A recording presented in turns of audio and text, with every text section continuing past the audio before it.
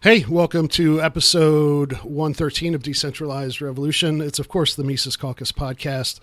I'm Aaron Harris. I've hosted most of these 113 episodes, but thankfully I have help now. Liam McCollum is doing some of the one-on-one interviews.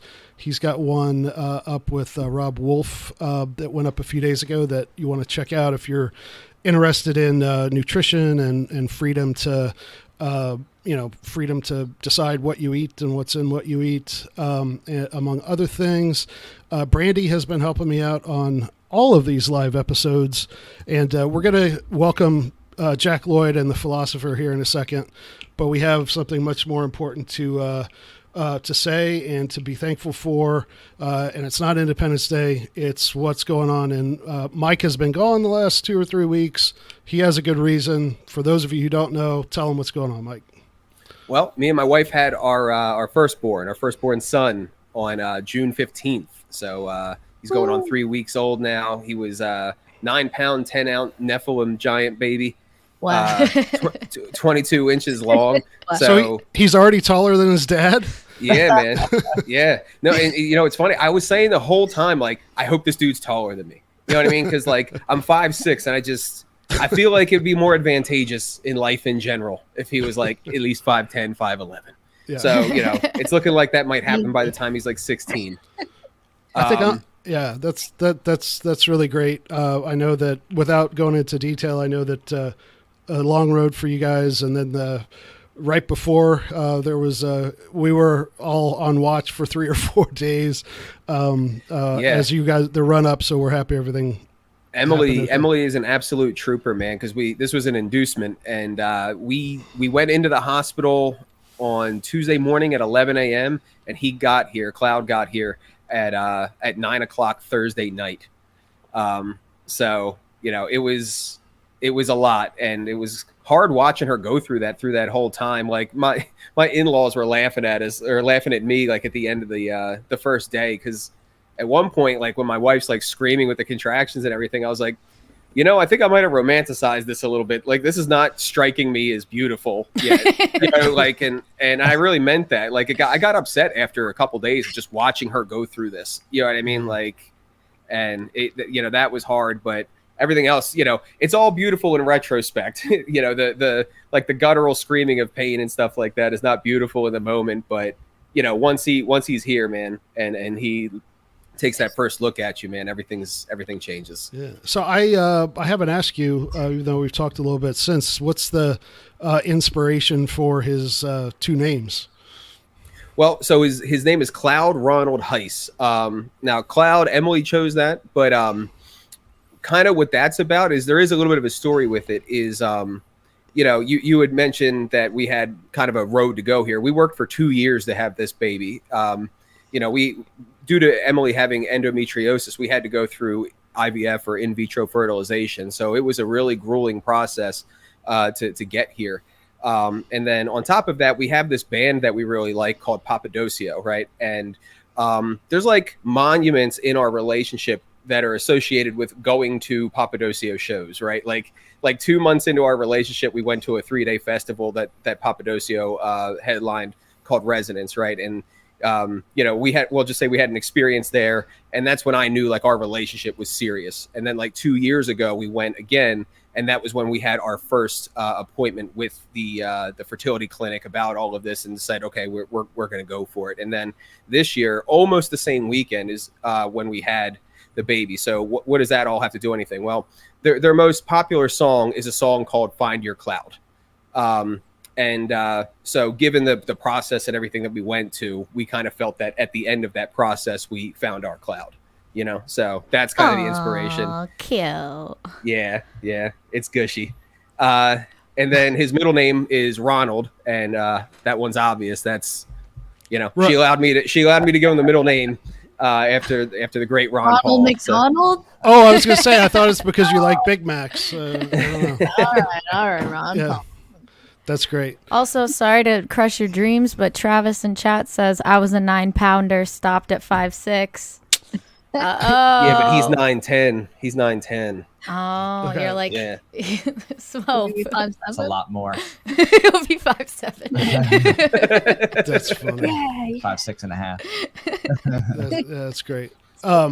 So we, I had Pho on the show like way back, like it's been like 3 years ago now, right when I was, I don't know, it wasn't like one of the very first ones, but it's been a while and I'm a little better at this now. But you guys have been doing what you're doing for a few years, and I know Jack's got a book out it's less than a year old. So like, catch people up with what you all have been doing and tell us about Porkfest and all of it. Yeah, definitely. So, gosh, I guess 3 years ago we had a stream. It's been a while. And since then I've made a lot more music and music videos. Oh, thanks, Jack. Ben was awesome. He did a great job. Ben Weir, dude. He DJ'd our second He doesn't set. care. He doesn't care to swear. I love him. He's great. What an We emo. every year. What an emo. But yeah, so that's me, music, and then I switched from like doing monthly educational videos because I have made a lot of just like videos on the basic principles and philosophies that I stand for. So it's like, okay, let me just, in addition to doing music, just switch to like monthly live streams and have it be more interactive with my audience every month. So that's me. And then otherwise, I'm helping Jack proofreading his stuff. He's got his 2 nonfiction books out.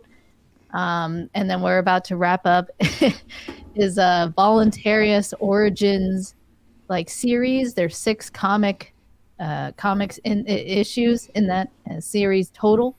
And then we're moving on to this new series called Suit Saga.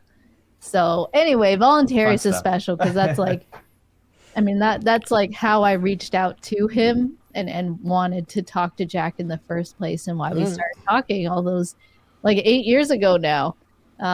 Was because I was like, oh, cool, Voluntarious versus the NSA.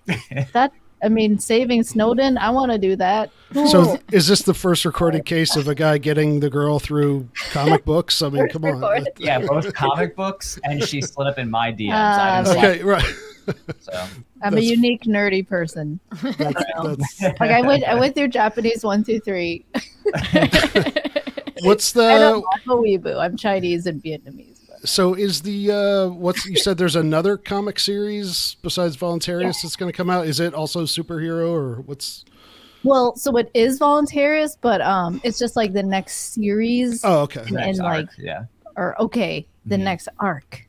Yeah. Yeah. That's what's going on. There'll probably be some other side series too, just like how you have X-Men and you might have something on Wolverine or something on Storm. Yeah. There'll be an expansion of that coming up within the next year, so that's that'll be fun. And then she's been working on helping me edit down my 3rd nonfiction book, which will be Philosophical Voluntarious. Your 3rd and final. That's also a for that series. Series, You have a nonfiction series, so it's like I call it your trilogy nonfiction series, which is like, hey, what are my principles? What do I stand for? Why am I here?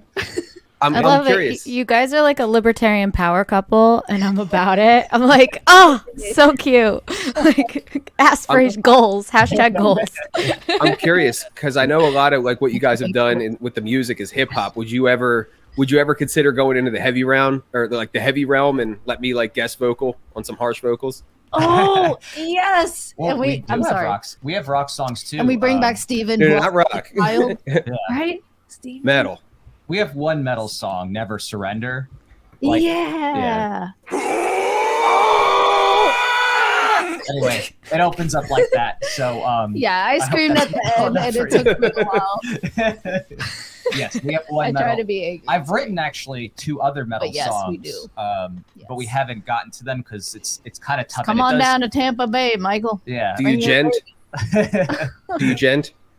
Gent? You don't gent. Okay. No, Oh, okay, what's that? gent. Is that a metal term? That's too deep. Yes. We went Oh, that's so deep. I'm just the tip. I'm not, just to see how it feels. yeah. Well, you'll come down and gent us, and then we'll be good. Yes. We can all be gentlemen together. Yes. Gentlemen. Steven. yeah. Steven's not here, We do need some more vocalists for those other songs, but that's another project. So certain metal songs, you really need like kind of a cadre of different depths, the growl, like, you know who'd be good? and then Ben the Weir. Yeah. And Michael Heise. I could Is see it? that. Doesn't Todd Hagopian have like a voice like that? Am I thinking of somebody else? Oh, Who's- Todd Hagopian. I don't know. I've never seen him do music, so I don't know. I can't remember. Is that who no, we're he thinking just has a naturally froggy voice. he's got Yeah. He's got kind of a Yeah, I knew he had a distinctive voice. But, Yeah, no, he's not doing metal growling in the meetings. He just talks like that. What do you? Riley does that. I must be thinking of somebody else. New World Order. We're gonna get Alex Jones. That'd be really I would good. do that. Yeah. So you guys just got back from Pork Fest for the first time, right? I have unfortunately never been able to make it this year. Really? Me neither. Lined up with the baby and everything. Yeah. So lay it on me. How did it go? Oh, you never been, Michael? At all? Unfortunately, no. Oh, Yeah, no. you're right. I haven't been able to make it, and I don't know when I'm going to make it, man. With the baby, my traveling. People bring their is babies. done. Angela brought her baby. There were It was new, very cute. from newborns to old people. That's what I said at Pork. Yeah. It was the most kids they All ever the had. generations. Yeah. They had the most children Yeah. they ever had at the event. It was almost like close to equal adults and That's kids. what Dennis said. That's what Dennis Pratt. said. Yeah. Interesting. Because at this point, now that's like officially on the books, the 20th anniversary. I think there's technically 21 we heard, but on the books 20. Now you have all the Liberty families and people who found, their SOs and started, popping babies Yeah. out. So there's tons of kids. And that It was- met at Pork Fest even. Yeah. Had babies, brought Yeah. their babies to Pork Fest. And now their babies are selling stuff. Like, Did anybody have a baby at Pork Fest? That's the like the next. People got married. I don't know if I there was saw a wedding, baby. yeah. I don't know if there was a delivery. That'd be nuts. That'd be nuts. I recommend wouldn't doing that recommend it. there. It's a campground. It's not a hospital. Right. It's not- yeah. So No what was midwives. did you guys do the whole week, or what was the overall experience? Oh Yeah. yeah, we went the whole week. Yeah. Yeah. We was Sunday to Sunday. Although I think we missed Sunday. Technically when we And, came in on Sunday, so most we of got to Sunday. pass it. We didn't go to the actual ground on Sunday, but we did go to the ground at some point every day, Monday through that following Sunday. Yeah. It was incredible. I mean, it was honestly one of the best Liberty events I've ever been to. It's kind of hard to To compare top. to anything else. Right. Or compare. I mean, it's not your corporate, let's all get a block at the hotel Yeah. kind of political conference. I mean, it's fun. Those are fun too. And it's kind of like, hey, we're in a modern city together. Like, like the YAL conference, they have that every year at currently the Gaylord. It's like this resort in the Kissimmee. Yeah. Yeah, so like that's nice, but like it's different when everyone has their own space, their own tent. Some people have an RV and they bring like a really nice one, or some people just camp in a tent. Some people rent the houses. Some people are hotels, off-site, yeah. like we were. Yeah. We We don't want to do the camping thing. I mean, for some people live nearby. yeah, they can Well, handle actually, it because it could be a little rambunctious at night sometimes. They have quiet hours and stuff, but you know what I mean? Everybody's partying, having a good time because you could just be up late, hang out by multiple campfires because you'll go across and there'll be like campsite after campsite, having a little like group hangout, playing games late at night, talking. There'll be like band sessions of people coming together with their instruments, like playing music.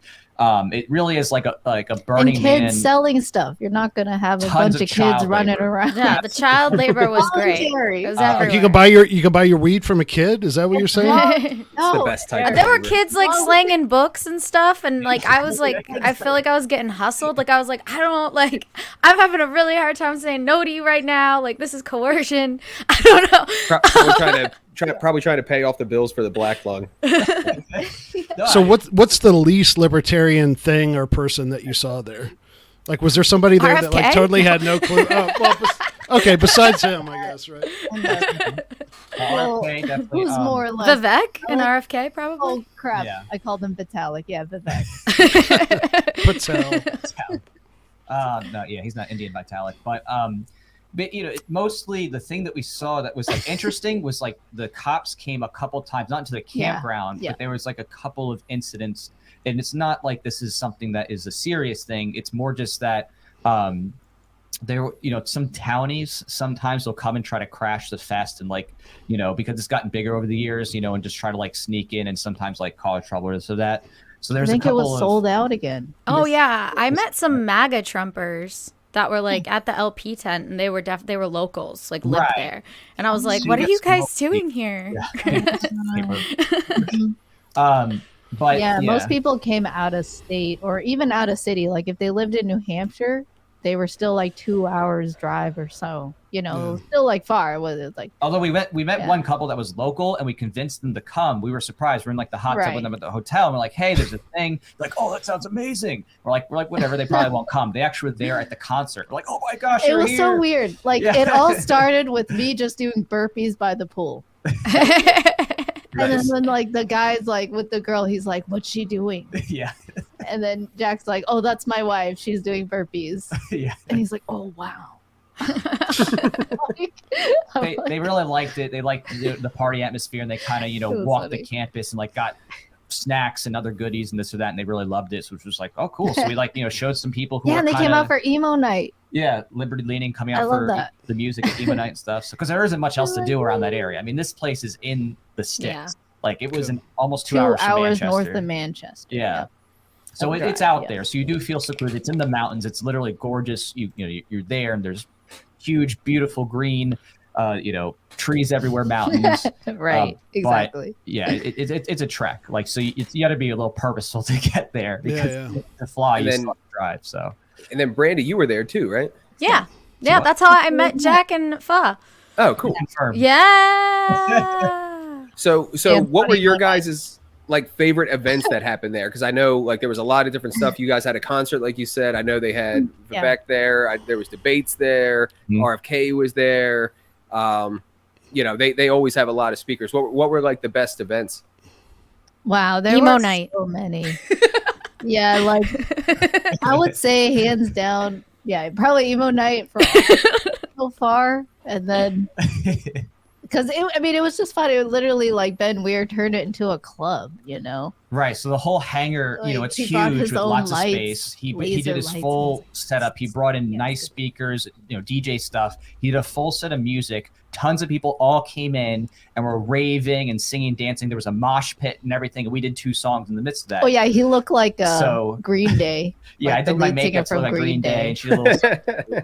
So, I don't know what I just look like a clown, but it's okay. I tried. And then I had like a sparkly pink dress and a black leather jacket. I'm like, I'm emo. So everybody was just doing like throwbacks. So it was awesome because you're out there. There's a campfire right outside. It's beautiful weather. It's at night. Ben's killing it. He's, doing really well at the DJing, mixing the songs, like all the classics, going back and forth with the light show. So it felt like you actually came out for some festival in the mountains. And on top of that, it's a whole bunch of Liberty people and amazing snacks and whatever you want late into the night. So that was kind of special. And stuff. You just get street tacos, and we had a lot of street tacos and hot lots dogs. of tacos. I was gonna say, are there like Mexicans and Chinese with night markets? Like that sounds like that would be perfect. There was Chinese. Yeah, it would be perfect. It really would. Yeah, we were hoping they had a so far out of the way that you'd have to tell some Chinese people to drive out of Manchester 2 hours and bring all their stuff. I don't know. There's supposed to be a pho place. There was before. Fuck you. Yeah, fuck letter Q. Right, and apparently it was something off of fucking great, but they basically I think went out of they business. Changed it to fuck you because because they weren't allowed to say fucking great. That's funny. They changed to fuck you. The town I used to live in Ohio had one of the best variations on that. It was what the fuh. That's a really popular one. I think that's a chain now. Oh, I didn't know that. It's so popular, like literally. Yeah, it's good stuff. Yeah. Aaron, would you get down at emo night? What do you think? Like, I think I think you'd fit in. I mean, I think you would just have to let go a little bit. I could see your shoulders like this and shit. You just have to have a couple drinks, and then you would be doing like the South Park, like probably have to have a lot. So I'm a musician, so like I always am like I would rather be playing bass or guitar, or I'm like in the corner just talking to somebody. Like I'm not really. And so like you guys are talking about metal and rap, like that's the 2 types of music that my DNA I just don't get. Like I like old blues and bluegrass and jazz and old bluegrass stuff like that. So I don't like downplay all that stuff. It's just like those are the ones that I don't get. So yeah, Well, you didn't say country, so I'm okay. No, I like actual country, like Hank Williams. Don't screw up a good thing. Yeah, Johnny Cash, all that stuff. But Got it. I bet I could make a country mix that you would like, Mike. I should work on that. But that's boring. So and you might like emo. It's like dark rock. Yeah, some of it. I think I've heard some of it. I like it, but in general, just like a lot of things, like if it was made this century, I'm not really into. I'm not really into it. Oh my God, you're such a hipster. No, I'm just a normal Gen X country guy. Music, you might like it. You got some twang twang, like some banjos. Yeah. Yeah, I'm down here in East Tennessee now, so I'm where I belong. So,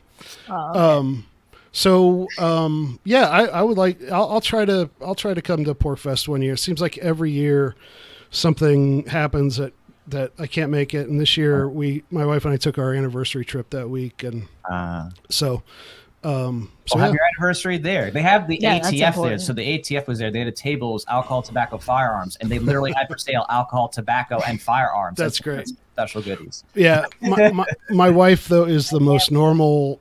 She's like not libertarian. She's just like not political, and that's one of the things I love about her. So like, she would hate Porkfest. Well, they had acupuncture and massage. They're mostly apolitical, I would say. She would probably actually love it. They have wine. I don't think you have to be political to have a good time. Okay. There's a lot of people that I invited a bunch of my friends next year now that I experienced it, and I was like, guys, you'll have so much fun. I know that you're not a libertarian, but it doesn't matter. Well, and maybe we'll convert you. Yeah, it's like a carnival, and you can just go together. And I did see a lot of that. People who just brought their normie friends. And one person like, oh my God, it's Jack and Bill. Ooh. Right. They're friends. You could tell they're like, what's going on? And I'm like, taxation's theft. And they're like, oh my God, they're like culture shock.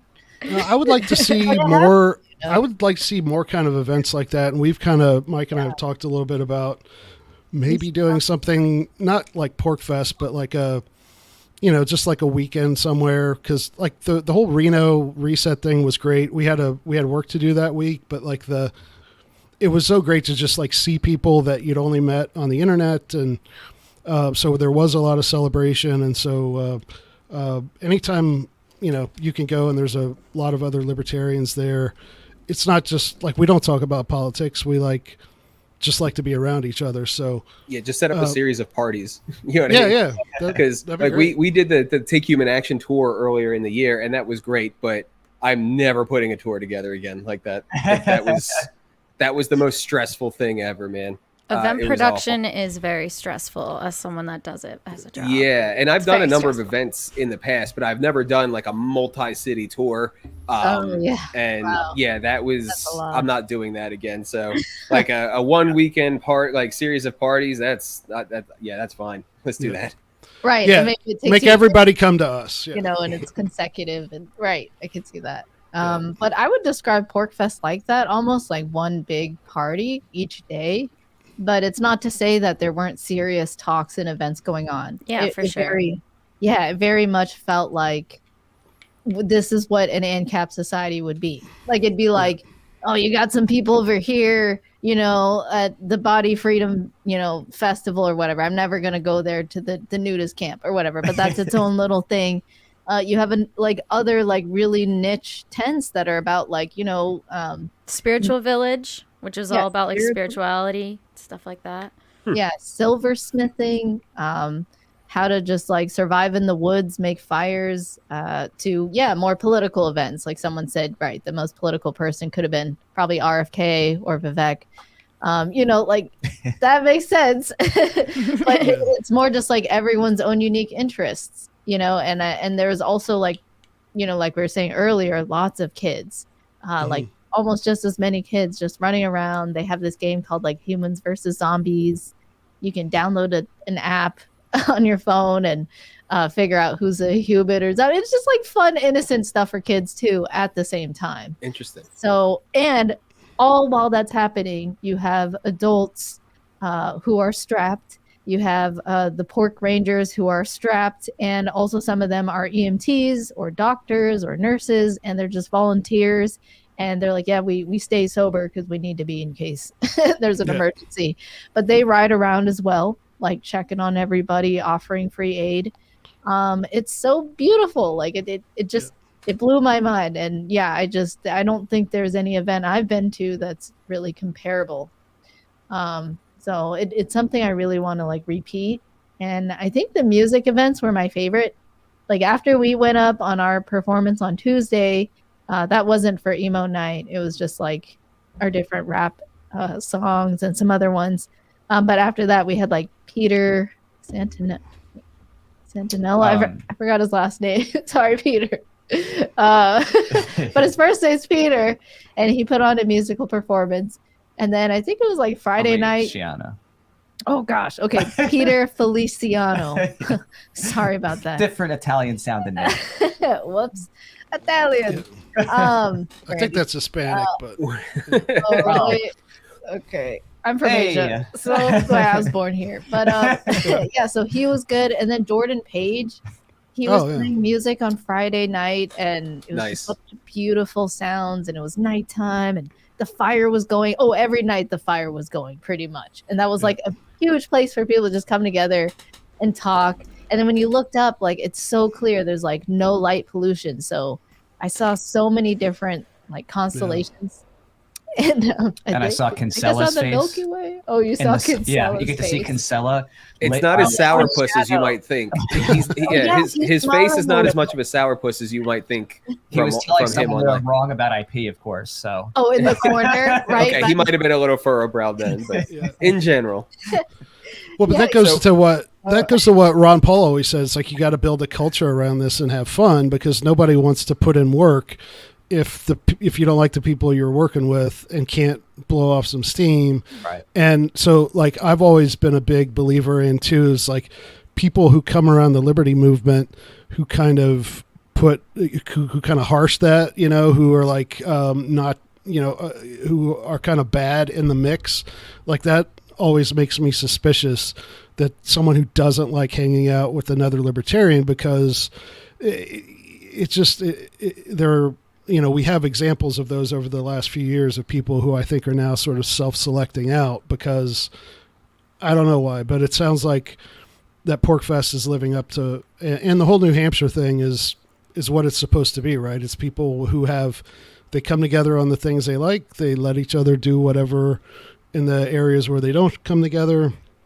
And that's why I think the Mises Caucus, because we have a culture of our own that is somewhat like that I think gets people to stay around and do the work because it's not all business, So I'm glad to hear that many strands of the liberty movement you can find that. It's making me think, because we've done like the bashes at each of the conventions, and they've been great. But it makes me wonder if maybe the next one should be something more of like just like a rave. You know what I mean? Just like a dance party or something. So last Pork Fest question, because there's more just a curiosity on my point is, how was RFK and Vivek received? Like, how did that go? He shook my hand and said, "Hey, David, how's it going?" I was like, "Nah, it's some other Jewish guy." So I thought it was David Friedman. I don't. What is he, blind? Like, and then someone accidentally was pointing at David Friedman, who's standing behind us. Oh, okay. I was like, Jack was in between. Yeah, I think you're a lot younger than David Friedman. That's what I was saying. Yeah. Maybe I'll be heading there soon enough. But yeah, it's anarcho-capitalism. I'm sorry, that's what I think when I. We only caught like the last little bit of RFK just because we weren't going to go see him in the first place, but we were going to park because we wanted tacos. But there were so many people who were there, and we couldn't get parking, so we had to park at the far end. It wasn't a parking spot, so the park ranger said, "Hey, don't park here." But they're all cool about it. But a lot of people came just for him, but then they immediately left. So there wasn't this huge thing of suddenly we saw license plates with thin blue line and MAGA. It was just a lot of people came just for him, but weren't staying around for liberty stuff or hanging out or exploring. It was very much a hit and him go. Being RFK or him being just him being RFK. Pretty much people just came for Mm-hmm. him and did not stick around because it literally all the people that took all the parking, it was immediately gone. Which kind of sucked because the people that actually were there for Pork Fest, I couldn't even get in. Right. Yeah, Like, and so it was like all of the people, I think a lot of people got in that were not even PorcFest people. Mm-hmm. And it's kind of sucked. Right. It was like, I think this was their first year trying that. yeah. So maybe they'll learn and be like, actually, maybe it doesn't make sense. Like, maybe it doesn't bring in new people. And wouldn't the point be for him to get in front of that us. new audience? Yeah, it was more just for his benefit and really and truly, like, we witnessed it. We were there, and literally the people who came in for him, the second it was over and he shook his hands, all the cars are gone, back to, free market.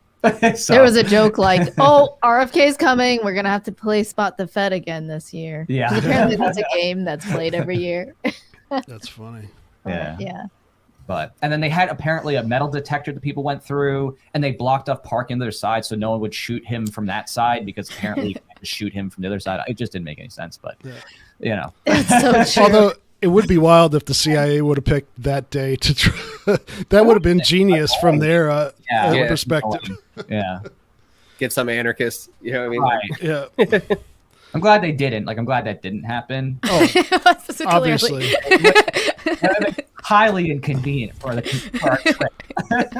No. It really sucked. Yeah. Hopefully people didn't take that joke the wrong way, because I like the guy, and not as a libertarian, but as someone, like, I would much prefer the Democrat nominee for president be somebody who is sane, at least somewhat sane, on war and civil liberties and medical freedom and stuff like that. Like, I think he is basically kind of like a 60s Kennedy style liberal, which, is probably a D+ on the libertarian spectrum, but like that the Overton window of the Democrats is now F-, and so I hate it when there's these people on Twitter like, oh, you libertarian, every time, RFK says something liberal, like on the affirmative action stuff, which I think we might talk about in a minute.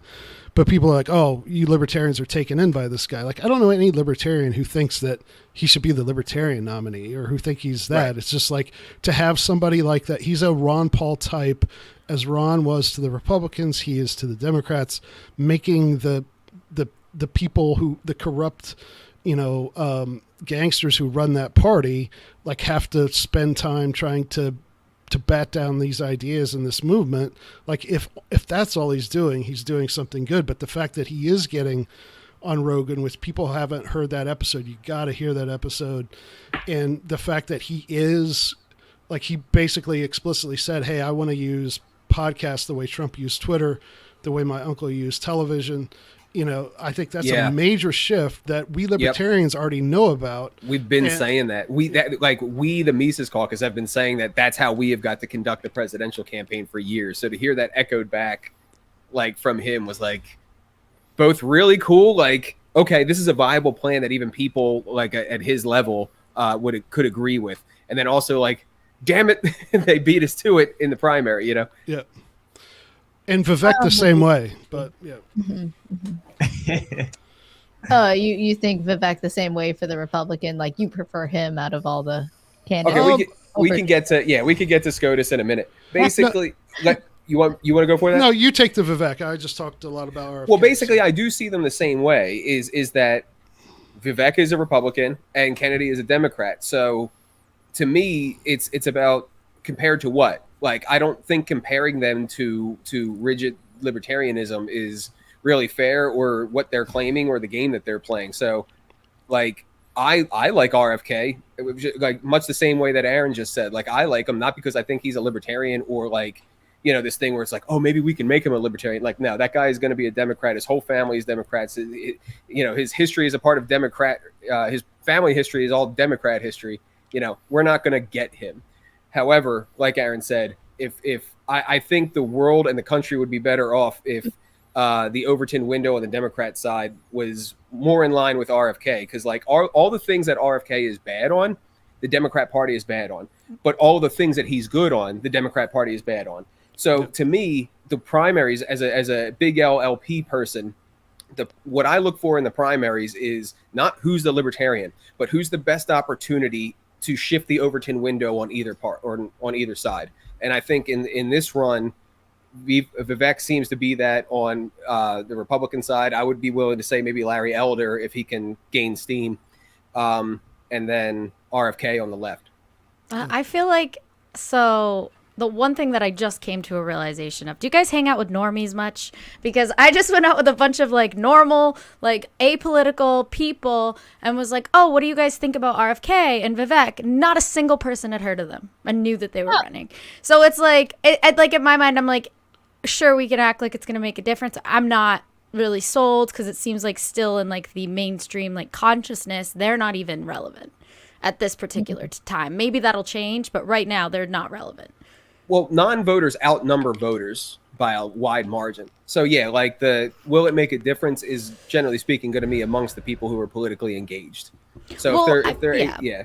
These now, people Trump, vote. Trump is a different. Yeah, Trump, the sitting president, and that's Joe Biden. That's different. Or Trump because he's friggin' Trump. That's different. Like, would these people have known Ron Paul? Would they know who John McCain? You know what I mean? Like, if they're not at all politically engaged, I don't necessarily expect them to. And if they're not involved in the political process, then I don't see them as part of that process to shift the Overton window. Yep. Hey, Lauren, what's I've somehow never met her. Wow, She's great. Wait, is that her in that picture? Because it looks like... I haven't seen your hair like that. She looks Lauren, like she's... Damn. Nice 20. black and white. Youthful picture. Yeah. So, I mean, the tough part with all these candidates, as always, is just people Florida. In the liberty space, it's about resourcing because time is scarce. Your finances are scarce. So I just always caution people just to be realistic about these other candidates, because at the end of the day, even RFK was calling for people to be arrested for denying climate change. He, has been such a big proponent of gun bans and has been such a big proponent of, all different Green New Deal elements that, there are definitely some issues there, to consider, in terms of someone actually taking their time to do something about it, other than, okay, maybe you're just doing a primary vote for, fun or something like that. But it can be easy to get distracted for people, and just trying to find that like next best solution. So I was just trying to caution people about that, especially with those people. Because he did just say that he would ban assault rifles if they put it through. And I've had a feeling that he was going to be that way in regards. I have a feeling he is most likely in favor of red flag laws and all of that stuff. Right. So, I guess take the good with the bad. Sounds like every Democrat. Yeah. Yeah, unfortunately. Yeah. Well, and not every Democrat. Like, it's because there's also political convenience aspects, right? There's some Democrats who give lip service, but they're like, I want to stay in office, and so they don't mess with it. You know what I mean? Like, when they're concerned that they will get too much backlash, like that is a consideration for some Democrats too. If they think that doing something with guns is going to make them upend their seat, they'll like give lip service, kind of thing. So it's a good question of who is most chomping at the bit to get something like that passed and to kick up votes in Congress for it. So. Yeah. And an activist person is the person who I'm most concerned about. You know what I mean? Not just a politico, someone who's like, yeah, I'm just here to fill my pockets, but someone who is an activist. That's where I'm always most concerned about a political actor. And RFK is obviously an activist. Someone like AOC, that kind of thing, Bernie, that kind of thing. So, yeah. Yeah. Interesting. Yeah. And I think we talked about this a little bit with Jeremy last week, is that, as far as libertarians in a presidential race or something like that, or a statewide race, that's why we have to have bold messaging, is because we want to activate the people who are already closest to, they may be sort of dormant libertarians, or they may be almost libertarians, that we still are at the point where we're trying to get people to do work and join us. We can't appeal to a median American voter because they're so far away from us. So we need to activate these people who are almost sort of adjacent to us. And that's why I think that the whole podcast, alternative media, whatever you want to call it, is going to be where most of the fruit that we gather is going to come from over the next few years. And I just, I think this is going to be a very tough year presidential wise for the LP, just because it's going to be so contentious. I think definitely. We're going to be lucky to get 1%, but so we have to focus on keeping the message as Ron Paulian as we can, to activate as many people as we can for the long haul. For the right reasons, yeah. Yeah. But yeah, I would agree. And that's also part of my appeal with, like, to the extent that there is appeal with a Vivek or RFK, is that audience is most likely to be dissidents, not necessarily libertarians, but dissidents. And I think dissidents, I think that's what you're getting at with like the alternative media crowd. Like, are they all libertarians? No, but there's 12 million people who have basically, who listen to Rogan, who have, exited the mainline information gathering system, so they are more likely than your average MSNBC watcher to be dissidents. And I think we just have a better chance with them. Yeah. Although I would say, like, on that note, like, I agree that I want, like, more people who are on the fence to look at libertarianism. And I think part of how we get there is not saying, okay, it's one thing to have political candidates on your show like Vivek and Kennedy. Like, it's one thing to have them on your podcast and ask them questions. And I think you should, because that's really cool. Then you have the chance to actually, like, ask them all the questions, But it's another thing to knowingly vote for someone is against your principles or doesn't have all them. And especially when like, their position on gun control is more tyrannical. Just because, like, yes, you could compare candidates and be like, okay, on these different policies, whatever. Okay, but here they're really bad and tyrannical. If you know that, it's more like from a practical sense, you would understand that the thing, like the laws that will actually pass, the bills that will actually pass in Congress as it stands, are the most tyrannical laws. So I would personally prefer just no votes and have political candidates on your podcast, call them out, say, like, here's what's not principled or not. Use that as a way to bring people into libertarianism.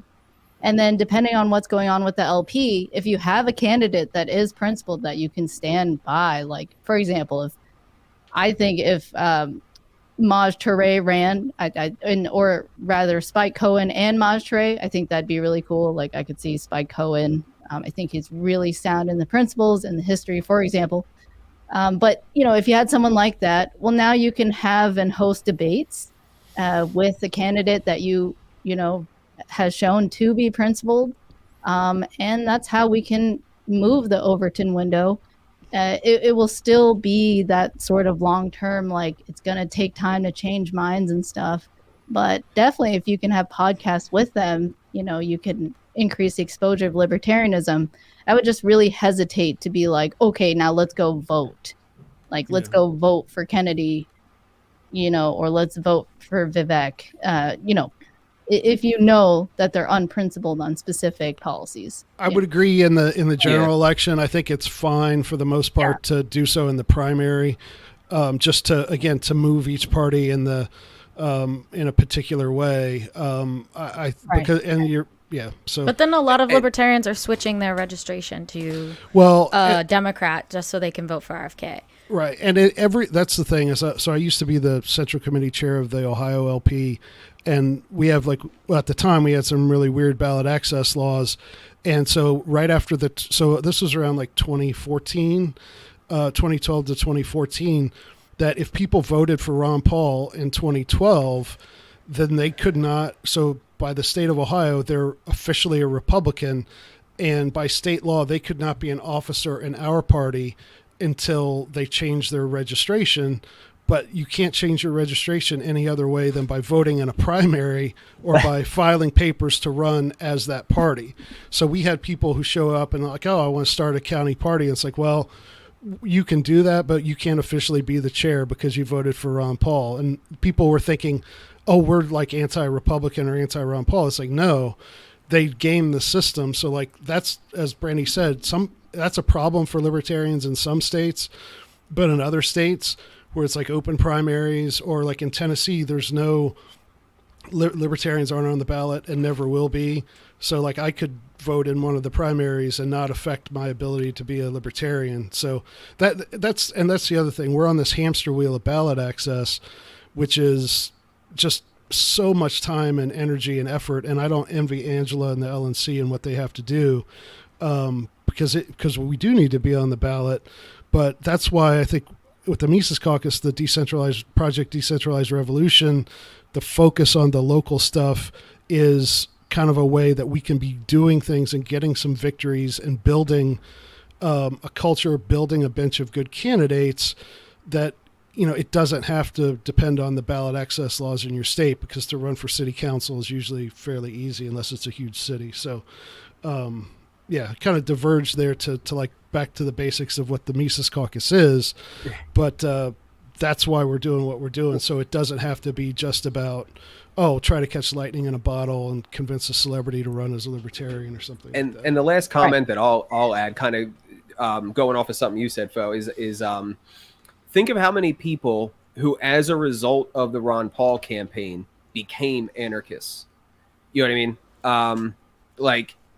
And a lot of that had to do, like, I know I wasn't an anarchist. I mean, I was still pretty new at that time, but I wasn't an anarchist, when I was campaigning for Ron and all of that stuff. It wasn't until I read a couple books and was so angry with what they did to him that I kind of got, like, pushed into being an anarchist. And I wonder, because let's be honest, RFK is probably going to get screwed somewhere, like down the line. You know what I mean? And if you have a whole bunch of dissidents who are super pissed off like that, I'm hoping that we might be able to use that to kind of bring them our way. Yeah, just Ron Paul was principled on the message of liberty, and that's why people went further down. Whereas there's nothing about RFK that gets them to, I'm going to read Mises. Or Bernie Sanders. Bernie Sanders is a good example of that. Get them to not take a shot, but he was effed over by the DNC. Yeah, precisely. he was. He did it right. And there were people who just became more ANCOMs. I'm like, and the DNC control their own elections. And like they went deeper, but ANCOM, like not ANCOM. And that's obvious. Well, I'm right, but my point is that there's some downstream effect, because Ron Paul was a principled libertarian. The downstream of that was me being an anarchist, which is clearly a few steps down the line from an RFK. Could we take the fallout from? What's that? Say, I just don't even think that RFK would have any downstream towards libertarianism. Like, I just don't see that. It's not about RFK. Maybe personally. Vivek kind of, only because he says he's a libertarian and he uses that word often. He says I used to be. Right. Yeah, I used to be a libertarian. And I'm like, what? Yeah. But again, it's not about RFK personally. It's about the people that are interested in him. And then, so when he's out there, like, so when I remember what I was shocked by, a few things when I watched his announcement speech, was capitalism works great. You know what I mean? Like, and this kind of thing that is not present in the current Democrat Party. The basically saying that we live in fascism, that is not being said by the Democrat Party. I think, is he a libertarian? No. Is he proclaiming to be a libertarian? No. But I think there's enough things there that you could work for that presents an argument for us to make to then fill in the blanks. Yeah. And again, are you going to get 80% of them, 70% of them? No, but I think you'll get a higher percentage of them than somebody who is interested in Biden. You know what I mean? Like, and that's the thing. Our work as libertarians, I think, generally speaking, is done on the margins. Yeah, sure, I would say most like Democrats are neoliberals, and neoliberals actually like capitalism. So like Nancy Pelosi is very pro-capitalist. She says she is, she like that's her. She always talks about how she loves capitalism. Yeah, but how many backdoor deals does she have and everything? Whereas RFK has the history of like, shutting down polluters and all of this kind of stuff. I'm just saying, I think, yes, it's not a downstream directly to libertarianism, but there's more dots for us to be able to connect with that crowd than there is with anybody else running as a Democrat. And same with Vivek. I'm not saying it's a perfect thing, but doing outreach. Outreach is great. Just like, having them on your show, having them on the Mises Caucus podcast. That's awesome. If you could get Vivek and Kennedy, like that'd be really good. An opportunity and ask them like the range of questions, that'd be cool. Go through all the caucus principles and just have them lay it out there, whether they're for gun control or not or whatever. And I also think that they are more likely to talk to us, and I think that's evidenced by the fact that they're going to the Bitcoin conference, they're going to Freedom Fest, they're going to going to Pork Fest, whereas you're like, and that might present an opportunity for our candidates to, I don't want to say work with them, but like have more broad conversations with them and get in front of their audience, which would never happen with the non-dissident candidates. So it's just, again, it's not about him being a libertarian, and that's just to me not the fair comparison, because he's not even claiming to be one. He's obviously not one. But it's where in the real world do we have the best chance of pulling out people into the remnant?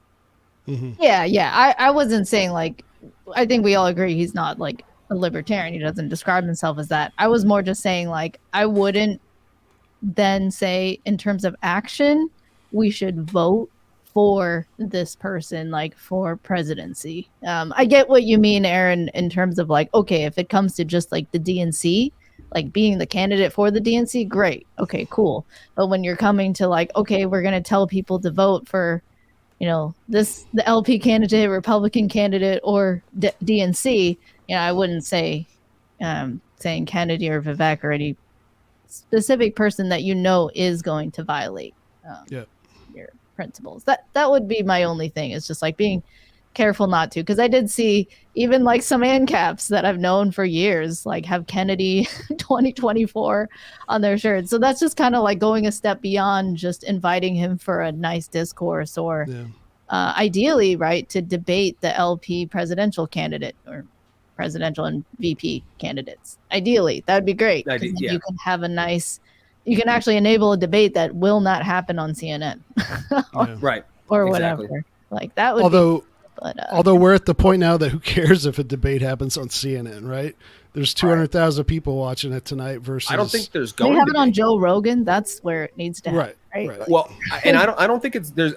I don't know that there's any reason to think that there is going to be debates on CNN and stuff like that, because they pulled out of the debate commission. So I think it's all going to be these kind of isolated town halls and stuff like that, which really opens up an opportunity for the Joe Rogans and all of that to kind of come in and fill that vacuum. And one person who I've heard mention that idea specifically is Patrick Bet-David, which is another idea that we have been saying for a long time that should happen or could happen. Could we gain access to these networks and these platforms and then have them host debates and let us in, as opposed to the debate commission that's run by corrupt Republicans and Democrats and all this bullshit. And it's only going to be to the point where we're a factor and there's enough of us in the sort of the idea sphere that they even have to listen to us. Because like I always love libertarians are like, oh, let's sue to get on the debate stage. Well, like really, you want to build a movement that they come to us and they can't avoid us. Right. To like ask to be forced to be let on there, which, I'm not saying that's like violates the NAP or whatever, because these are gangsters and they're not. But they'd probably use that to their advantage, to their slant. Right. Like, look at these crazy libertarians. Whatever. And it could be just a waste of money. Right. You'd be better off funding like an actual like live ticketed event where you have a simulcast streamed event and you have like, kind of people up on stage with a questionnaire with several people, in Austin, wherever it is, whatever. And you actually have field questions and it becomes like a big fun thing that people enjoy and like have a drinking game too kind of thing where it's actually, kind of hyped up and fun. I think that would probably, Alex Jones gets I think your cat wants to say something, Mike. What? I know. He's a fan favorite chats, man. All right, let's we're pretty far in and we've kind of just flowed. Let's get to the stories. Oh yeah, the stories. The stories, yeah. Oh, before I forget. Damn it, Aaron. So no, but this is I have to say this. You can't really say happy birthday to Julian Assange because there's no happiness where he is right now, unless he's like sometimes it breaks my heart when I see Ross Ulbricht's tweets that he is such a happy guy and finding some peace in a horrible situation. I think Assange has it much worse. Not that, whatever, but like he's sick and all this stuff. And it's his birthday today. And that's one RFK said he would pardon him. So but I just think as libertarians, we need to pray for people like that. And if we can write letters and tell people, because Assange did some great stuff. I just wanted to mention that before I forgot it, but I think we want to maybe talk about the Supreme Court stuff. Is that where you were going, Mike? Yeah, we could start there. So the good news is that if Jack and Fa ever have a child, or my wife and I ever have a child, that they now have a slightly better chance of getting into Harvard than they did before. Whereas like when I was trying to go, I think I was at an advantage. They're like, oh, okay, it's not like the highest SAT or the highest GPA, but scary. Well, like, come on in. Yeah. So the affirmative action thing got struck down. There was also the the lady who makes wedding websites who didn't want to make them for gay couples, and the decision went the libertarian way on that way. Although you ask some Beltway libertarians, and they would say that went the wrong way. But in general, it's like a lot of these liberals on Twitter with this are like, they're just losing their minds, and I like to see it. So I don't understand how it's not obvious. Like, as you know, I'm bisexual. I'm technically LGBT, and like why would I want why would I want someone to like make me a cake or do something? Why would I want to give them my money if they don't like me and they like hate me? You know, like I don't want to give those people my money. Like, screw those people. You're a well-adjusted adult and not a crybaby. Right, or that.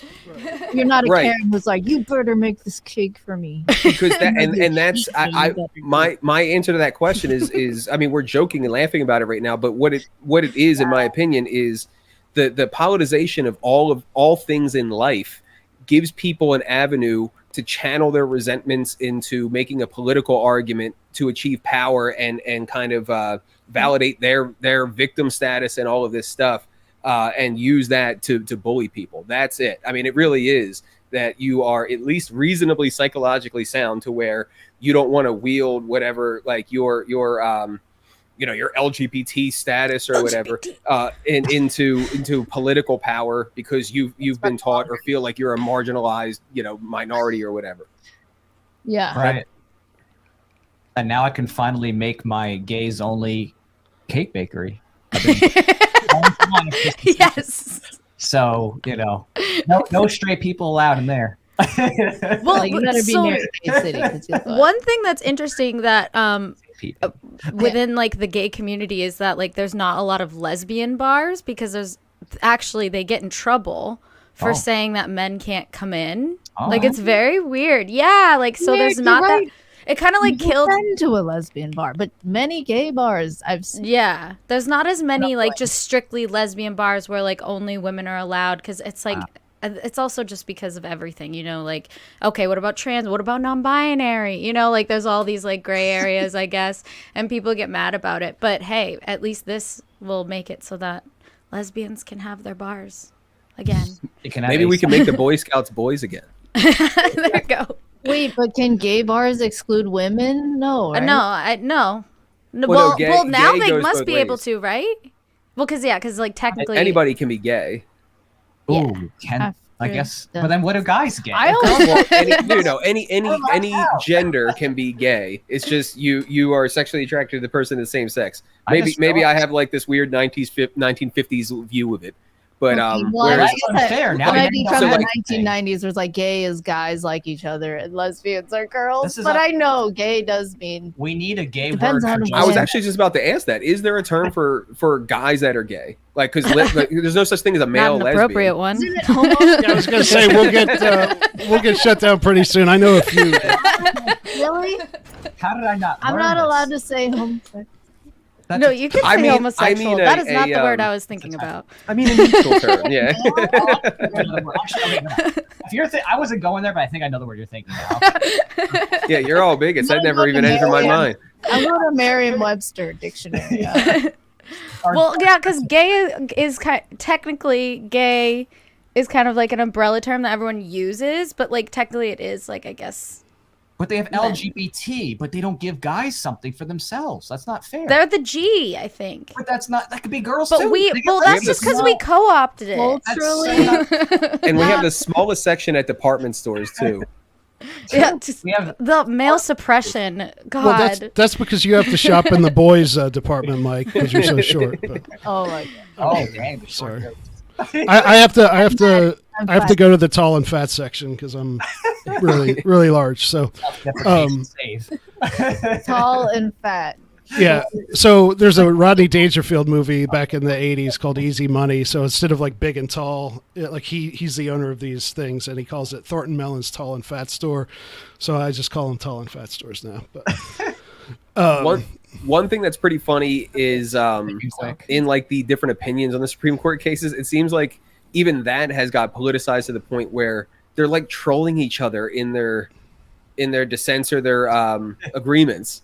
You know what I mean? They're like taking shots at each other. Yeah. That's funny. Yeah, I think it's interesting because I hate the whole idea of a Supreme Court, like that people think that they're, there are, I like Thomas because he like doesn't, like he is pretty brilliant, but even that, like the fact that like I'm a very much a Lysander Spooner guy on like the law, right? Like the law is always going to be applied by men or women, increasingly these days who, it's like whatever they want it to be, they're going to, there's no such thing as the rule of law. And the whole myth around the Supreme Court that these are, disinterested, wise people who are trying to come up with the right thing. Anybody looks at, Sotomayor or what's her face, Kagan, like they're just like the weird liberal lady on Twitter, that's what they are. And they got nominated. They're there and they're going to, like, Sotomayor's thing on the Roe versus Wade thing was like embarrassingly bad of her legal reasoning, but her vote counts just as much as like Clarence Thomas or whatever. So it is inherently a political thing. These things happen to go the right way, I think, for liberty, but like there's nothing special about these people. And, the next group who's in, they're going to, there's no such thing as the rule of law. It's just it's arbitrary with a mix of people who happen to be there and how it comes out. Mm-hmm. And I don't know. Definitely. Yeah. John Tasnis is one who wrote The Myth, the Rule of Law. Right. Yeah. He published that. So yeah. Cool dude. Oh, and we met like at Pork Fest. His daughter? Well, his daughter went to school with this couple that we met. They're like, oh, I didn't know this, but we did. Like after reading about liberty stuff, like our daughter goes to school with John Hasse's daughter. We're like, oh, So Thomas talked about that article a lot, but it's very, but politically. Just kidding. Someone said that earlier. Go ahead, Aaron. Politically, how this thing is going is just. It's hilarious. Like liberals are on Twitter now saying, "Oh, does this mean I don't have to serve Trump people in my restaurant now?" It's like, and libertarians are like, "Yes, that's what it should be like that." But like Mike was saying earlier, like I don't want to live in a world where, like when the waiter comes up to the table, you guys have to exchange. Like, oh, okay, who did you vote for? Who are you married to? Oh, sorry, I got to get up and go because, that's what a free market division of labor should be. Is like. Only when things like that really matter do we care, and we can just do business and live peacefully everywhere on all these other transactions. That's what Mike was getting at, is if every single thing is a politically tinged discussion, like it's inherently about power at that point. That's what politics is. You're a couple of steps away from Rwanda at that point. The businesses that are going to do the best are the ones that aren't going to discriminate. And so it's just all the ones that discriminate are going to screw themselves over. So in the end, it's all going to work out.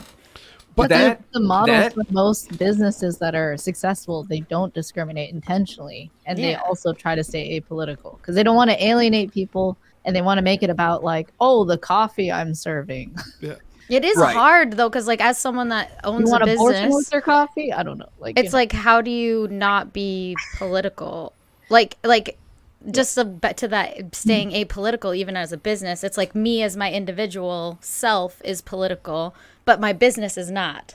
And it's like, but people sometimes get confused with the two, Right. Well, because the overriding language of business is profit. Yeah. Right. You know what I mean? Like, and that's what it's about. It's not about your politics per se. And that's ultimately, especially in this economy, I think there's two things here. One, even for the people who are hyper focused on racism and bigotry and all this stuff, I think they're going to be shocked to find how not cool that shit is in today's world. Like they want you to believe that if this goes away, that we're going to go back to Jim Crow and we're going to go back to all this shit. Like the world is so much different. It's going to be such backward ass, like small pockets of people that don't really have hardly any black people anyway, like that are going to look like such fools and be such national stories. If they do that. And two, the argument that I would put towards those people is you're basically by forcing like businesses to not be able to state what their preferences is. If they're that stupid or that hateful where, they're going to override the profit motive to put that in there and alienate customers and therefore drop profit. Why would you want to put something in law to where you would pay them anyway? Like if you didn't know, then you're just going in there and patronizing something that you otherwise wouldn't if they were allowed to state their preferences and therefore restrict your access to choice. So like why would you want that? And I think we mentioned right before we came on is like the example of the curves, I think, is the gym thing that is, I think, marketed toward women only. And so like in that case, they're marketing toward a niche, or like Brandi's thing of the lesbian bars, like that's the attraction. And if they can make it in the free market by doing that, then that's fine. But if you just want to be racist or whatever, then you are the one bearing the cost of that, right? And if you can still make that, you're bearing the cost. It's a free market, you can do it. But like Mike said, like I don't know any. I live in East Tennessee, and I don't know anybody who would, like if the restaurant said, "Oh no, black people," like I don't know anybody who would like support that. But it would also, but freedom allows for the niche thing. So like, if you were you want to have a black women's yoga class, right? Go ahead, go do that. That's great. And that's why freedom reduces social friction and outs the people who are jerks about things in either direction. And so I'm intrigued with where this is going to go. But what I thought was the other real significant part of this thing is that basically immediately, like within minutes after that decision came down, Biden gives like a press conference, like, yeah, we're against this. We're going to do everything we can to get around it. The colleges like Harvard and stuff did that, which again goes back to my point that it's not about law and of like, oh yeah, we had now agreed on this. We're going to change. People are still going to do what they're going to try to do. And so I just think it's just one other thing that we're going to add to this whole mix, and the 2024 election is going to be lit is all I can say. The one outcome that I see happening from this that I haven't heard anyone really talk about is I predict that this is going to be a massive blow against the systemic racism thing, like the systemic racism argument, because they would want you to believe that the only thing, the onward march of progressivism and these progressive laws that are protecting our equality and all of this stuff are the only things that are holding back the floodgates of hate and discrimination and all this shit. And that world's just not going to exist now that this is gone, because society has radically changed in the past 70 years. I think we're going to be able to look to that and point to that. Or like I said, the fact that the people who do engage in dumb stuff like that, they're going to be in today's world completely blasted. Like they're going to be completely blasted, completely viral, completely seen as like backwoods hicks, and it's just not going to go how we've been sold by the people who profit from victim narrative. Yeah. And I, like you said, there will be, and maybe some places that will, like some people who will be successful in their niche and have a whites only club or church or whatever. For churches, it's already like it's pretty, there's a lot of just ethnic based churches already.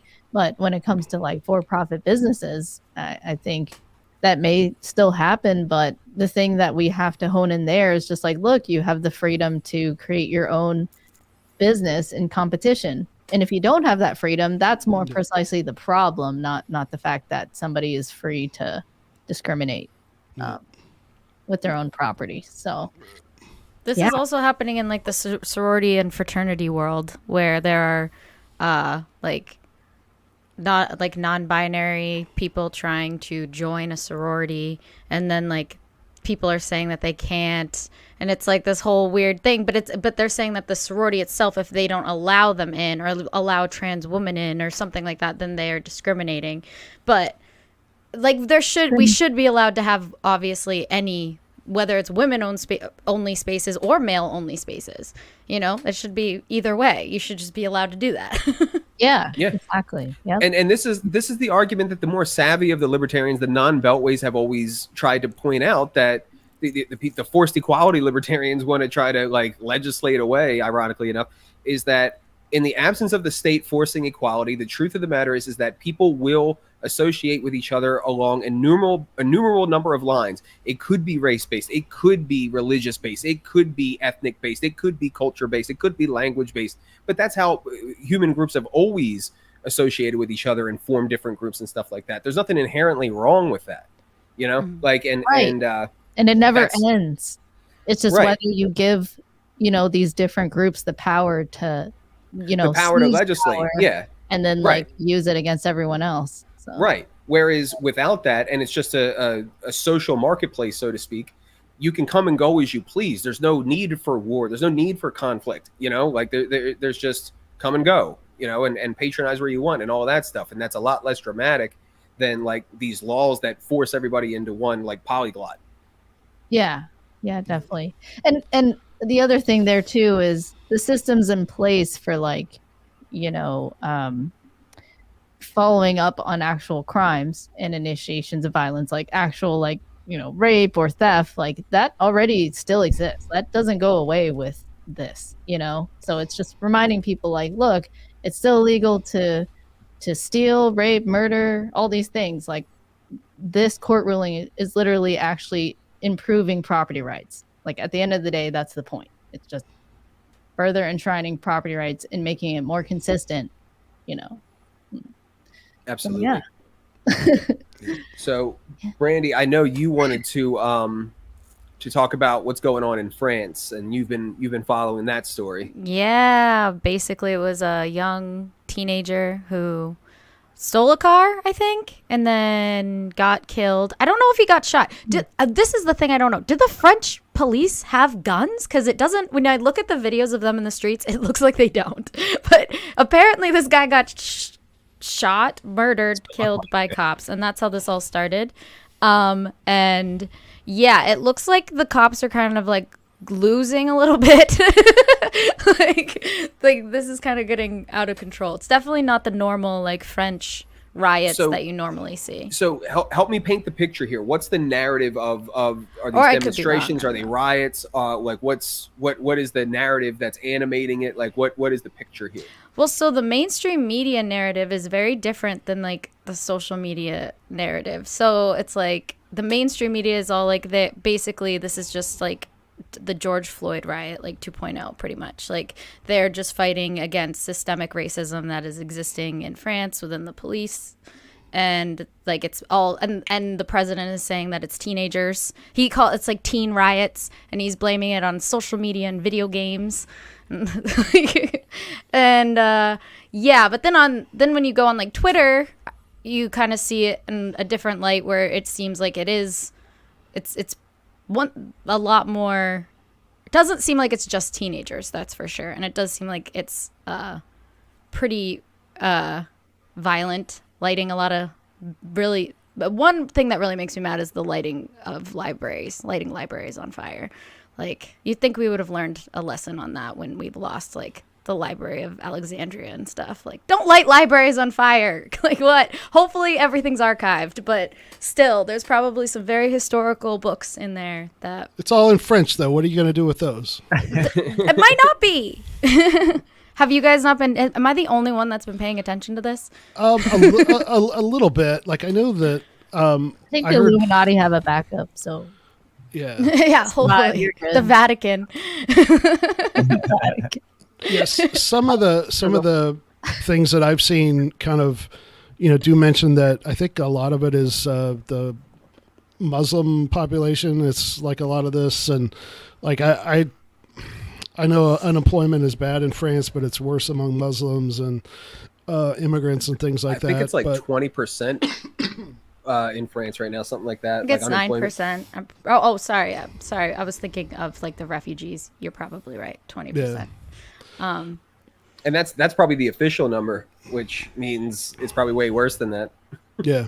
Well, one interesting theory I heard was that this, and this is kind of far out there, but I never put it past these guys, that hasn't Macron like recently made some like foreign policy things that were kind of not super in favor of the U.S. Like, wasn't he like trying to do something to maybe that wasn't agreeing with us on Ukraine or something like that. So there's always the chance that this is being fomented by the CIA to do regime change against Macron. But people are also confused why these because the gun laws in France are very strict. And it seems like a lot of these protesters have weapons, and it's like, how are they getting these weapons? Like I guess criminals will get weapons if it's illegal either way via black market. But I will say that these riots make a pretty solid argument for why 2A is important. Yeah. Because like the people that are having the weapons are the criminals, and all of the people that aren't criminals don't have the weapons and are just kind of screwed. Yeah. And can't defend themselves. Is it guns that they have? Yeah. Even though there's gun control. Oh, well. I saw fireworks. Oh, there's fireworks too. Yeah. There's been some videos of people with guns, but then also it comes down to, as I said, the mainstream media isn't really showing a lot of these videos. So everything's from social media, and it's so hard to know what's real and what isn't.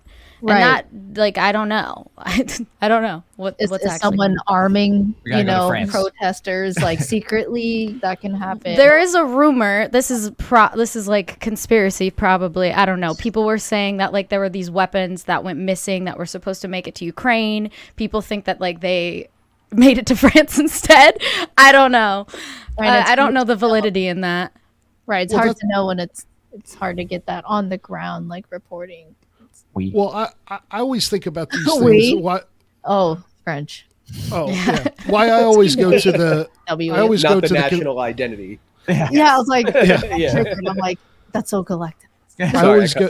That's all right. I always go to the conspiracy angle on these things because for the same reason, like on the George Floyd stuff, like here in America, like cops do crazy stuff like that to Americans like every day. And, you'll have something as bad as George Floyd, like at least a couple of times a month somewhere in the U.S. And so like, why that one? Why that one does the media decide to play it up at that particular time for that particular reason? And I got to believe that like, given the economic situation in France and the fact that there are pockets of there are neighborhoods and towns that are like majority Muslim and stuff like that, there's got to be conflict with the police all the time. So like what made this one like the thing that, okay, the media starts talking about and there's actual riots and stuff about it. So I'm always like, okay, how did they let it get to this point? Why is this one the one that is a match that strikes this thing off? And I just can't think it's like random. I think that they said that like there's videos of Muslims saying, if you kill one of our own, we'll kill you. So if that is part of it, like there's could be a connection there. I don't know. It does seem like there is. It is. I don't know what the percentage is, but there is. Seems like a lot of the rioters are refugees. So, I don't know. So, are the riots Muslims? Like, is this some kind of left-wing movement, or is it? Well, or is there so like it's a right-wing mix response because of. there's been, a lot of tension with the migrants going into Europe. It's a mix of Muslims and also socialists. Like I've been seeing a lot of just like left-wing, like socialists encouraging the riots as well. So I think it's a mix of both here, and probably some young kids who are dumb and just like, yay, like fuck the state, but like we're gonna do it in this like really not constructive way, in my opinion, because it doesn't seem like they're really, I don't know, I don't see this going well. And they're letting out zoo animals, and that makes me really sad. Like, what's going to happen to these poor zoo animals? Are they going to get killed? I think that was old footage, actually. That's from years back. There was so that's not real? It's real, but it's from like 3 years ago. It wasn't part of the thing. Sorry, I gotta come in for those animals were gone before you cared. Thanks. Well, good to know. Good to know that it's fake. God, animals, but just not. I know those ones. you. I'm sorry. It's like anything you see on the internet, you really have to just like. That's why I don't not know who to trust. One thing. Yeah. I know one thing, one video. You have to like check it. What I'm curious, what do you guys think is the capacity for more riots to break out here in the States? Because like I don't know how this is going to play out, but like I think we could see a situation where I'm just going to say this is my opinion, and I totally could be wrong. I think Trump is going to go to jail. Like I do think that he's going to go to jail because he technically did it, and it's like some technical bullshit, but that's all they need. You know what I mean? Like, and technical bullshit. yeah. Like it's just how they operate. It's like the whole idea that like Al Capone didn't go down for being a kingpin. Right. Yeah, it was for tax evasion. So they'll get their man. I think they might have done that with him. So we might enter an environment here where you have a very unpopular Biden. RFK probably gets who's going to be the biggest contender. It's looking like gets publicly screwed the way Ron Paul does. Trump goes to jail. You know what I mean? And if you have all of that built up, you know what I mean? Like, do you guys think that there could be like riots here again, or like what are you thinking from right-wing riots? Or I mean, Trump going to jail would definitely be the bigger of those two events, obviously. I think right-wingers are more conscientious than the left. I don't see them being the type to like light up buildings and after Jason, they're into gun rights usually and some basic property rights leanings. Yeah, after what happened on that January 5+1 day, that was really scary for a lot of people got disheartened by that because a lot of people were spending a long time in isolation, and a lot of the people that might do those things are kind of disillusioned after that, I'd say. So then what? I guess it begs the question then of like, what does happen? Like, if you have this group of people who right, wrong, whatever you think, who truly feel that the election was stolen from Trump in 2020, and I think with some good reason, and then they put him in jail after all of this stuff that's going on with Biden. He had records in his house. He was never president. His son gets a sweetheart deal. All this crazy shit. What does happen? I hope Texas and Florida secession and California, like that's one thing that could possibly happen. Is just like, I think it's another thing on the another straw that's about to break the camel's back of people like, this whole 50 states under this government thing is not working out, and just a lack of faith in the process. But like, I think you're right, Mike. I think that there probably would be something more sort of visceral and stuff happening, and I wouldn't put it past, again, just like the thing that Jack was talking about that happened at the building in Washington, like that was obviously ginned up by the alphabet agencies, like that, it was obviously a lot of gullible people who went there, and it was made into something that it was not. I think most right-wingers would maybe kind of get that and not fall for that again, but you never know. And that was tame. I would not call that a riot in any sense, because they were also let in. Like, there was attacks, but like FBI led in some of those cases. But I think the main thing is that Trump, compared to like some of the riots that happened as a result of George Floyd, like those were actual like people burning down video footage, right? The like media, if the media has a good angle to use to promote, that's what really gets people drummed up. It's mostly, do we have good video angle of this to really get people going? But with Trump though, I mean, if I was in Trump's shoes kind of thing, if he's thinking about this long term, I would imagine he would be like, I'm going to throw my political weight and support behind whoever is going to promise to pardon me. That would be what I would think right off the bat. No. He can still run from jail and pardon himself if he won. And he's Trump, he'll do it. He could, really? You can. But I would imagine he has that so in the back of his mind that he might want to curry, because remember, Trump himself pardoned tons of people. He pardoned Lil Wayne. So he's all familiar with pardoning, baby. So I guarantee you he has in the back of his mind, who can I support as well as backup to make sure that I get out of this ASAP. And I'm sure he's going to file whatever appeal he can possibly do immediately, even if there's a conviction, just try to go for anything. So I think there's you don't think any riots? No, I think he's going to look for opportunities to either push it out or to get out of it, kind of thing. I was listening to Judge Knapp's podcast about this, and he was saying that it's very likely that let's say he does go to jail, that happens either right before or right after the GOP convention. Oh, sure. It's been politically orchestrated from the beginning, so of course that's what we're looking to do. I don't think that he would go to any regular facility, because you're not going to put an ex-president into any old regular facility. So it's going to be interesting. However, he's going to be put in the Epstein prison. I know. Right? They're like, Familiar. Come on in. He's like, wait a second. And then you see like this blonde hair come out from the side and these, blue eyes. Well, there's also the possibility that he could have, if he was smart, which no one's ever accused him of being like, he's such a great mix of like incredibly smart and funny and like completely clueless. Like I've never seen a person like that. But like what he could have done, and I hope he did, is like before he's president, he could have made like what's called a pocket pardon. Like he could basically sign like, hey, I pardon myself for anything I've ever done or ever will do.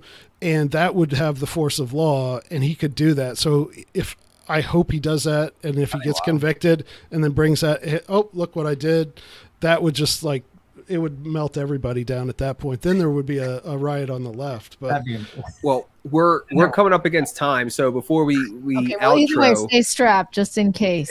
before we outro, let's go around and do the way too early to call it. Do you guys think he goes to jail? It's tough to know, but I would currently lean that he gets convicted, but saying he gets convicted versus going to jail is not the same. Okay, fair enough. I would agree he gets convicted. So let's say that, yeah. I defer to my lawyer. Yeah, because that's the other thing too, is he could get convicted and they're like, okay, you got to do a year of probation and community service and all this other nonsense. They could do that too. They could, so. What's all your guys's? He's rich. Yeah. I don't know. It's hard for me to envision that he boring. would. I'm gonna say I don't. I don't think he's gonna go to jail. Maybe convicted, but I don't know.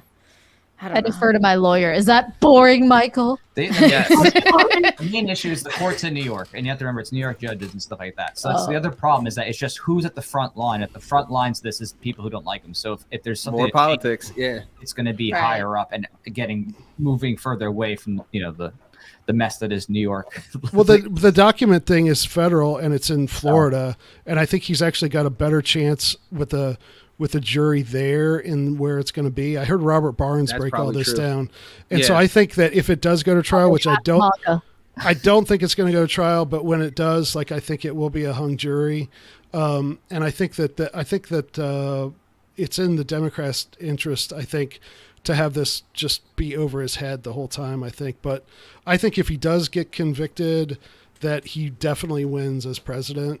And my other prediction, which I said last week or the week before, my prediction is that Biden and Harris will get the Democratic nomination after the convention, but before the election, Biden will either cease to be breathing anymore or will get sick.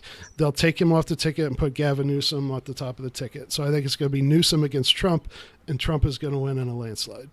Not Newsom. Oh, he's going to lose. There's some big predictions. So. These are big. These are real big. Yep. That's entertaining. Yeah. Are we supposed to bet right now? Like next time we I don't think that's going to be the case. Like what? I would think that DeSantis. What about LP, guys? We're Mises Caucus. If he gets arrested. Oh, sorry. Yeah, I think DeSantis. I actually do think. I've said this before. I think that if DeSantis wins the primary, he'll win the election. But that takes if he wins the primary. It's a big if. Yeah. It's a big if. But if he does, I'm going to be I will gamble on that. Like I'll put money down. I think he'll win if he wins the primary. So what are the presidential betting market odds on who's going to get the Libertarian nomination? All right, guys. Well, it has been real. Appreciate you guys coming on the Decentralized Revolution. Watching you stroke your cat, your puss. Yeah, it helps keep me calm. I'm like a he's like my stress toy. Yeah. But what are your guys' plugs and where can people follow you? Oh yeah, go ahead, Jack. Sure, my plug is Jose. He lives off 49. I mean, sorry. So knock this out. Yeah, San Jose. No. So we got stuff over on Jack V Lloyd. That's JACKVLLOYD. JackVLloyd.com. That's my kind of new website where you connect with all I do, and then my comic book website, VOL, V as in Victor, VOLCOMIC.com. That's where you can check out comic book series and all the other good stuff I do, and of course. There's an unlimited number of things we do, from music to events. We got an event with Lou Perez coming up on September 9th. That's going to be a gun range and comedy show in Florida, exactly. So that's going to be a lot of fun. And yeah, you can say all the fun stuff you do. Oh, so what Jack said, except like proofreading, and then for me, you can find my website and like Twitter, Instagram, all the things, YouTube on thepholosopher.com. That's ThePholosopher.com. So yeah, check out those things, and got a music video coming out, Break the Great Reset. So that'll be fun. Going to be chasing Klaus Schwab around Tampa. As he Nice. That's cool. Brandi, tell us where your stuff is and who our guest next week is going to be. You can follow me on Twitter at creatrix_TTV, and I'm also on Twitch where I stream video games and vibe. And next week we'll be having Robbie Bernstein. Hey. So Jack, you said you're Jewish, right? Yes. We're gonna have 3 in a row. We might have to break it up. We can Kaufman, Lloyd, and then Robbie. We'll have to get Dave the week after. Gene Epstein. Gene Epstein, Spike Cohen. Jew Pride Month? Yeah. Right after Gay Pride. They're gonna blame you for like forcing the Jews to take over now. Mises Caucus, who's above the Jews. Now we found out. Yeah. They will in fact replace you. Yeah. We just needed autism by genetics in order to achieve liberty. Yeah. That was my joke at PorkFest. I was like, okay, I have many jokes at PorkFest, but one of them was like, is there more autists or more Jews or more autist Jews? Which one? Like, which is the highest? Right? That is hard. Which of the 3 groups is the biggest in the intersection? Right? That's funny. It was funny because we were talking to this guy. Who basically he's a Twitter guy who does Simon, some polyglot Yeah. from the Netherlands. Right. So we're like, oh, he's like, hey, you're from the South. I'm like, guess my accent. I'm like, the UK, and he's like, no, ha ha ha, the Netherlands. So I'm like, oh, are you Jewish? He's like, no. And then some guy turns around, he's like, I'm Jewish. So every other person at PorkFest was Jewish. Like, okay. He's like, I mean, was he part of the Jewish and autism? I don't know. Shout out to Alu Axelman, right there in the corner. Oh, he writes a lot of books. I don't know if he's passionate about liberty or also it is the Mises Caucus after all. It's the Mises Caucus. So Mises Rothbard, baby. Yeah, it's true. Yeah. And Friedman. Yeah, we're on the Southern Poverty Law Center hate list for being anti-Semitic, partly, I think, right? Right. Mike. But literally our heroes. Yeah. Yeah, we are hate watch, or we're in the crosshairs of hate watch. Mike? What's our next? Good Jews versus the bad Jews. You know what I mean? What's our next goal? Now that we've got the Southern Poverty thing, what's our next badge of honor? We need to think about that. We've had a bunch of hit pieces by mainstream media written about us. Congratulations. It's been a few months, so we need to get on that. Yeah, we need to get on that. We'll talk about the next Mises Caucus XCOM meeting. Mike, thanks for coming back on the show. We actually missed you, and we're happy that you and Emily are good. I hope you get some sleep. I hope Cloud grows up to be taller than you. He's not going to grow up to be a better guy. If he will grow up to be as great a guy as you. So I'm very happy for you guys. So appreciate it, guys. Yeah. Well, thanks everybody. Okay. Support the work. We'll be back next week with Robbie the Flyer. Throw a couple shekels our way with all these Jews that we keep having every month. LPMisesCaucus.com/donate. Support the work. Support Project Decentralized Revolution, nullification, and local level candidates. We'll see you guys next week. Support Mises.